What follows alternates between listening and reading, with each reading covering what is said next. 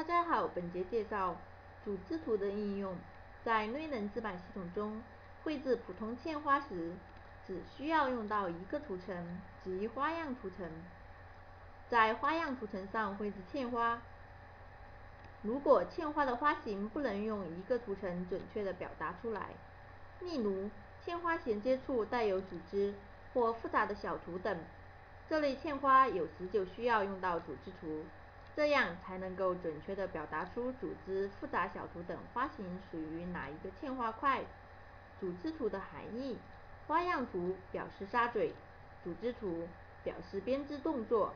也就是说，在花样图层里面，嵌花块代表沙嘴数，这里有3个嵌花块，这就表示嵌花可设置3个沙嘴，每个区域各一个沙嘴。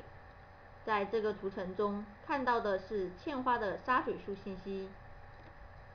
运用场景：嵌花坑条组织、正反针嵌花以及衔接处有条孔等花型时，就需要用到组织图。接下来实例介绍。在打开的花型中，花样图层表示可设置的沙嘴数，3个嵌花块表示可设置3个沙嘴。看一下组织图，在组织图层中，嵌花的底部是坑条组织，嵌花坑条，这一部分是衔接处有条孔组织，圈选这2列。可以看到，组织图在这里做条孔。看一下花样图中对应的位置，可以看到条孔位置在2个嵌花块的衔接处。如果直接在花样图中绘制71号色和61号色，系统就无法判断条孔花型是属于左边还是右边的嵌花块，这时就需要用到组织图。现在这个花型，这一针用211的沙嘴编织，这一针的编织动作为条孔，这就是组织图的运用。下面是嵌花坑条，它是一种花型组织，它的沙嘴在花样图层中。绘制完成后，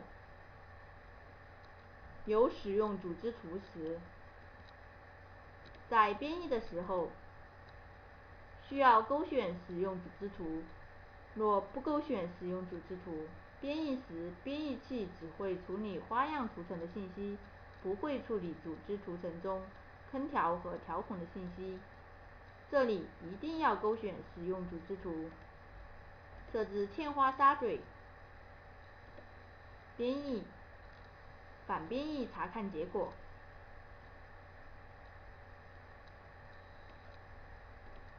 可以看到，这里为带坑条的嵌花。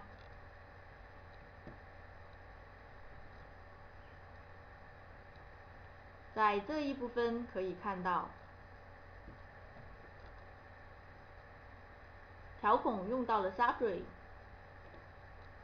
为2号沙嘴。这里条孔的沙嘴为3号沙嘴。花样图和组织图结合，就能够将嵌花花型的信息准确无误地表达出来，这样才能够编织出想要的衣片。另外，小图也同样可以画在嵌花中。